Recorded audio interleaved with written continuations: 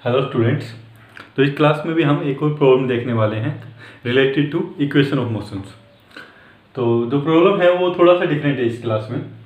तो जो प्रॉब्लम दी गई है वो क्या दी गई है आपको कि ball gently dropped from a height of 20 metre.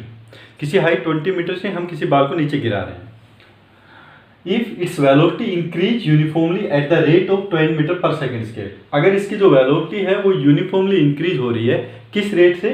10 meter per second square से।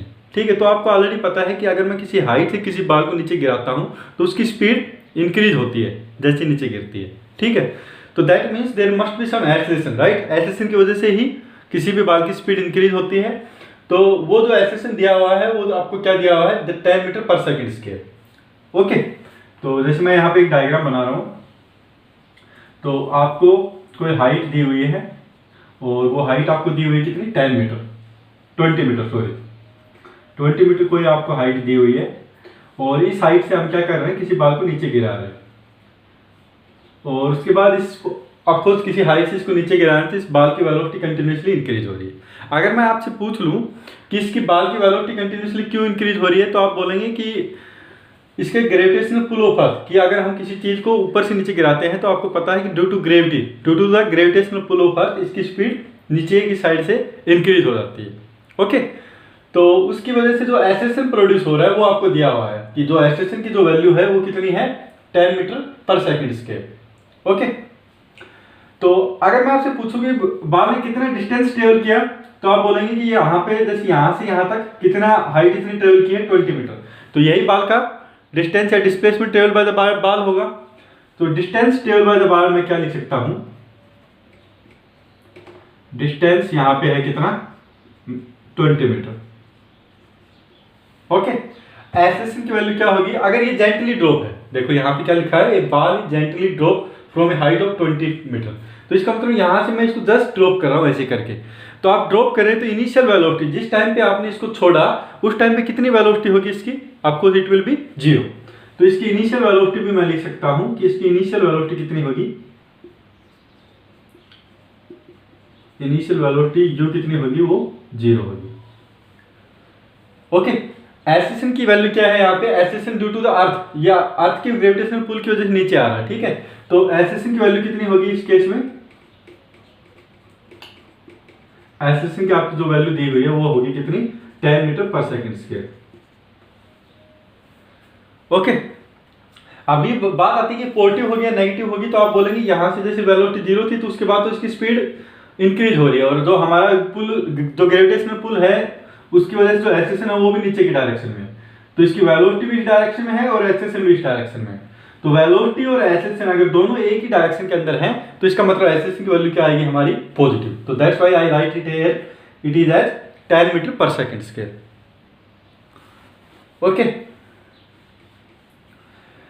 अभी आपको फाइंड आउट क्या करना है इस केस में? आपको जो चीज दी हुई है वो मैंने लिख दी है। डिस्टेंस तो कितनी ट्रेवल करेगा? जो बाल डिस्टेंस ट्रेवल करेगा वो तो 20 मीटर है। इसकी इनिशियल वेलोसिटी क्योंकि आप ड्रॉप करें तो 0 है। तीसरी चीज इसकी एक्सेलेरेशन की वैल्यू भी हमने लिख दी वो है 10 मीटर पर सेकेंड स्क्वायर। अब आपको फाइंड आउट क्या करना है? With what velocity will it strike the ground and after what time it will strike the ground. तो ये अगर ग्राउंड को ये स्ट्राइक कर रही है तो किस वेलोसिटी से करेगी वो आपको पूछा हुआ है। ओके, तो यहां पे अभी आपको देखना है कि मैं कौन सी इक्वेशन अप्लाई कर सकता हूं। आपको पता है 3 equation of motion v = u + at। तो अगर आपको वेलोसिटी फाइंड आउट करना है तो आपको टाइम की वैल्यू पता होनी चाहिए। तो यहाँ पे टाइम की आपको कोई भी वैल्यू नहीं दी गई है। ओके, दूसरी चीज है डिस्टेंस का, मेरे को पता है ut + ½ at² होता है।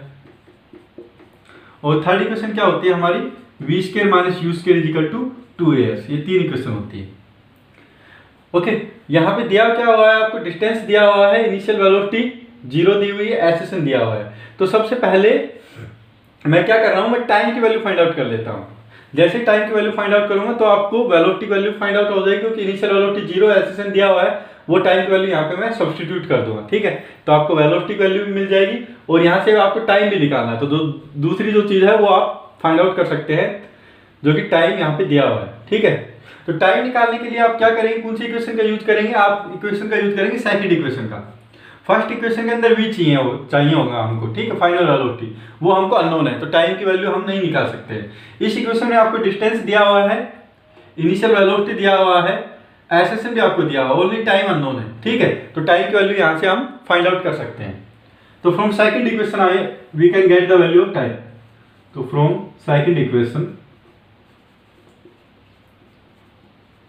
मैं क्या लिख सकता हूं, distance is equal to ut plus half at square. Distance क्या है आपकी 20, इनिशियल वेलोसिटी क्या है 0 plus half into accessing value क्या है आपकी 10 t स्क्वायर।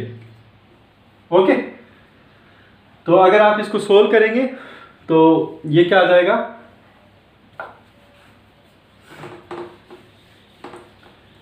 5t स्क्वायर बन जाएगा ये। 5t square is equal to 20, 5t square is equal to 20, t square is equal to 4 और t की वैल्यू क्या हो जाएगी आपकी 2 सेकेंड्स। तो सेकंड तो आप हमारा आंसर आ गया कि कितने टाइम के बाद ये स्ट्राइक करेगा ग्राउंड को, ये स्ट्राइक करेगा 2 सेकेंड के बाद, ठीक है। उसके बाद इसकी वेलोसिटी क्या होगी जब ये ग्राउंड को स्ट्राइक करेगा, तो वो हमको फाइंड आउट करना है। तो सेकंड पार्ट में जैसे हम फाइंड आउट कर रहे हैं क्या, velocity when it strikes the ground, when ball strike the ground, strikes the ground. तो कौन सी इक्वेशन लगा रहा हूँ, फर्स्ट वाली इक्वेशन लगा रहा हूँ, v is equal to u plus at। Final velocity आपको फाइंड आउट करनी, इनिशियल वेलोसिटी आपकी 0 है, एसेसिंग की वैल्यू आपको 10 दी हुई है, टाइम की वैल्यू क्या दी हुई है आपको 2, तो ये हो जाएगी क्या आपकी 20 metre per second. This will be your answer.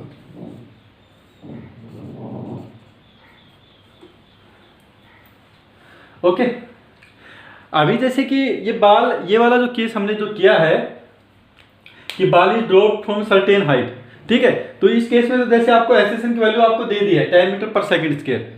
Some time आपको एसेसन की वैल्यू देगा भी नहीं क्वेश्चन के अंदर। अगर किसी हाइट से हम किसी भी बॉल को ड्रॉप कर रहे हैं, कोई भी पार्टिकल को ड्रॉप कर रहे हैं या किसी स्टोन वगैरह को ड्रॉप कर रहे हैं, तो आप हमेशा याद रखना कि जो एसेसन की जो स्टैंडर्ड वैल्यू होती है ना, वो होती है हमारी 9.8।